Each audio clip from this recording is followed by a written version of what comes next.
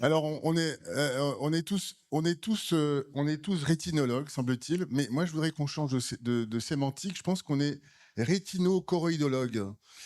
Et on s'occupe beaucoup de la choroïde. Et la parole va être donnée à Jennifer Zerbib, qui est notre voisine de Montpellier et qui fait beaucoup de rétine et de choroïde, qui va nous expliquer pourquoi on est aussi choroïdologue et on s'intéresse à cette structure sous la rétine. Merci Jennifer de ta venue. David, merci beaucoup Clémence. Alors, bon, tout sur la choroïde, en 10 minutes, je ne vais pas y arriver, mais j'ai choisi de vous parler d'anatomie, de nouveautés dans la pachychoroïde et un petit peu de la choroïde du myope. Donc, la choroïde, ce tissu vasculaire conjonctif et nerveux entre la rétine et la sclère, a des fonctions multiples et finalement des fonctions qui ne sont pas parfaitement connues encore à ce jour. Elle permet d'apporter des éléments nutritifs et oxygène, une thermorégulation, contrôle de la PIO, maintien de l'adhérence rétinienne et des fonctions immunitaires, mais encore une fois, imparfaitement connues. Une anatomie en 5 couches, vous le savez, donc la membrane de Bruch, la choriocapillaire, cette monocouche vasculaire d'environ 10 microns, avec ensuite un stroma plus externe dont on compte 2 couches, la couche des plus petits vaisseaux, la couche de Sattler, et la couche des gros vaisseaux, la couche de Haller, avec au sein de ces couches vasculaires d'autres cellules, dont les mélanocytes notamment. Plus externe, la suprachoroïde, une zone de transition qui comporte donc du collagène, des fibroblastes et des mélanocytes. Alors, aujourd'hui, nos OCT nous permettent de façon quasi anatomique de regarder cette choroïde. Donc, on a la couche de Haller, les gros vaisseaux, la couche de Sattler, donc avec ce diamètre un petit peu plus petit, et la choriocapillaire ici. L'OCT angiographie nous permet également de regarder cette choroïde, comme vous pouvez le voir sur ces images. Le privilège de regarder la choroïde, de l'imager, est assez récent. Il a fallu attendre l'angiographie en ICG. Nous avons également l'échographie et puis maintenant donc l'OCT. En particulier les OCT avec les modes EDI, comme vous pouvez le voir sur ces images, sur la coupe inférieure, c'est vraiment le mode EDI qui va nous permettre de bien définir la choroïde.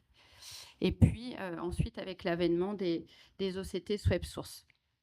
Alors, Franck nous en a parlé de façon tout à fait jolie, ces OCT Swab Source, OCTA grand champ qui nous permettent de regarder la rétine, mais également donc la choroïde.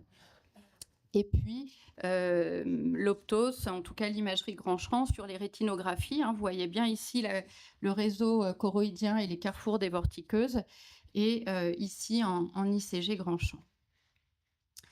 Alors, quand on parle de choroïde, on parle beaucoup d'épaisseur. Alors, il n'y a pas de seuil strict sur ce qui est normal, ce qui ne l'est pas, mais les auteurs s'accordent à dire que chez un sujet sain, la choroïde, elle va mesurer environ 190 à 350 microns, qu'il y aura des facteurs qui vont influencer cette épaisseur, notamment l'âge, la longueur axiale. Une petite longueur axiale entraîne des choroïdes un petit peu plus épaisses. Il y a des variations au cours de la journée. Dans la CRSC, la choroïde est épaissie, donc 345 à 105 microns environ, et dans les vasculopathies polypoïdales également un petit peu plus épaissie, 223 590. Mais il n'y a pas de seuil strict, ça c'est important de le dire, c'est pas une épaisseur qui va nous éliminer un diagnostic, encore une fois. Alors, je voulais vous parler de pachychoroïde, surtout des nouveautés. Donc la pachychoroïde, vous le savez, elle a été décrite par Freund en 2013. Ça correspond à plusieurs entités cliniques différentes et qui ont pour facteur commun cette choroïde épaissie.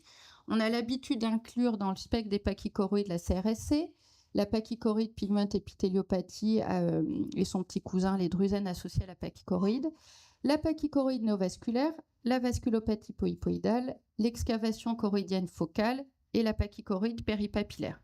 Alors en image, vous voyez ici plusieurs cas. Donc vous avez sur votre gauche des drusènes associés à une pachychoroïde.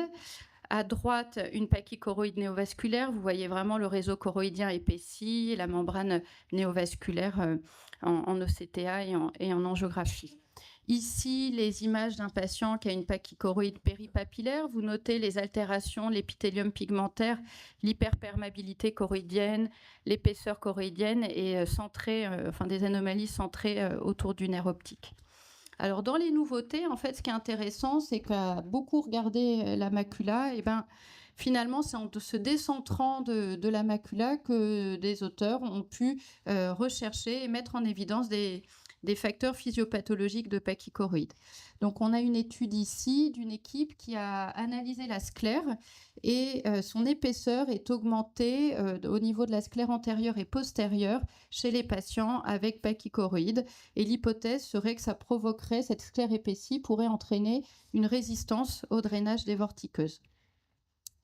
On a aussi cette étude très jolie que je vous invite à regarder de l'équipe de Freund sur 52 patients qui a fait des angiographies grand champ ICG et qui montre avec un certain nombre de cas cliniques que chez un patient sain, c'est l'image de droite, vous avez une répartition homogène au niveau du drainage des vortiqueuses. Et chez le patient qui présente une pachychoroïde, des asymétries. Vous voyez ici ce réseau qui est plus important à gauche chez le patient pachychoroïde au niveau de la vortiqueuse inférieure et qui entraîne ensuite des anastomoses entre les réseaux supérieurs et inférieurs. Et donc, vous avez une revue de la littérature qui est publiée récemment qui essaye de mettre en équation la pachychoroïde et qui explique qu'il y a donc des facteurs anatomiques de prédisposition. C'est la sclère épaissie, c'est la courte longueur axiale, auxquels va survenir des éléments extérieurs comme la prise de corticostéroïdes, le stress et autres éléments qui vont entraîner du coup des facteurs de compensation au niveau choroïdien, donc des choroïdes épaissis, la survenue d'anastomose au niveau du réseau des vortiqueuses, qui chez certains patients va entraîner une stabilisation. Pour d'autres, ça va entraîner une décompensation et un cercle vicieux avec des anomalies de l'épithélium pigmentaire, de la choriocapillaire, de la rétine externe et qui va ensuite du coup conduire à une baisse de vision sur des phénomènes d'accumulation liquidienne ou néovasculaire. Dans les nouveautés, on a des nouveautés sur les formes cliniques. Donc, vous avez peut-être vu ces résultats qui montrent des pachychoroïdes associés à des lésions vitelliformes, comme vous pouvez le voir sur cette image. Et puis, de façon intéressante, une grosse étude qui a été menée par la Macula Society, publiée en 2025, qui va analyser 1675 lieux qui comportent donc une CRSC et pour lequel ils ont regardé l'atrophie. Donc l'atrophie était présente dans 2,27% des yeux avec CRSC, plus fréquemment lorsqu'il y avait du fluide intrarétinien, et cette vitesse de progression de l'atrophie était moindre que dans les cas avec des MLA atrophiques. Voici ici donc une image de la publication. Et dans la pachychoroïde, les nouveautés, c'est aussi le traitement. Des corticoïdes pour le traitement, oui. On a plusieurs équipes qui ont essayé, comme si les corticoïdes par voie systémique avaient un impact négatif, mais par contre, le corticoïde topique, lui, pourrait avoir un effet positif. Donc, ce sont des petites séries, mais comme vous pouvez le voir, qui ont été réalisées par différentes équipes avec des résultats similaires. Et voici un des cas cliniques présentés par l'une de ces études. Donc, de mettre du Dexafri, 3 gouttes par jour pendant 1 mois, et ça pourrait avoir un impact positif sur le DSR. Et enfin, l'équipe du docteur Saraf a publié le cas d'un patient qui a une pachychoroïde péripapillaire récalcitrante, plusieurs séances de PDT, qui a bénéficié de corticostéroïdes topiques, qui a eu plusieurs injections d'aflibercept 2 mg, rien n'y fait, il y a toujours un DSR, il y a toujours une baisse de vision, et qui a réalisé, en l'absence de néovascularisation, une injection d'afli 8 avec un effet positif sur le plan anatomique et fonctionnel. Donc pour terminer, je voudrais vous parler de la choroïde du myope. Il y a beaucoup de choses à dire. Je vais surtout vous présenter le cas de cette patiente qui a une baisse de vision récente sur son œil droit, 3/10 P5. Vous observez le décollement séreux-rétinien relativement important, qui ne présente pas de néovascularisation et qui a par contre des points de fuite. Et vous notez ici, lorsqu'on fait l'OCT sur les 2 points de fuite qu'on peut voir en angiographie, vous notez le changement de courbure au niveau du staphylome. Et voici ici la deuxième coupe. Et c'est une des hypothèses.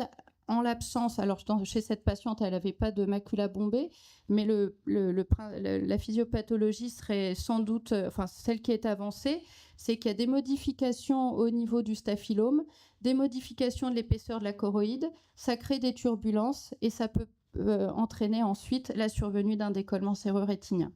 Alors, on est assez dépourvu de traitement pour ces patients. Donc, en conclusion, la choroïde donc, a un rôle nutritif en oxygène, mais a d'autres rôles. Cette physiologie n'est pas encore tout à fait mise en équation, encore à ce jour. Une imagerie de plus en plus performante. Un certain nombre de pathologies s'établissent au niveau de la choroïde, dont je n'ai pas pu vous parler, comme les hémangiomes, les mélanomes. Je vous ai surtout parlé des variations d'épaisseur dans la myopie, la pachychoroïde, également dans la DMLA. Et ces variations d'épaisseur sont incomplètement comprises aujourd'hui. Je vous remercie. Et je voulais remercier Dr Stréo et Bousquet qui m'ont aidé à la préparation de ce topo et remercier Clémence pour cette belle invitation. Merci beaucoup. On va peut-être enchaîner sur l'avant-dernière conférence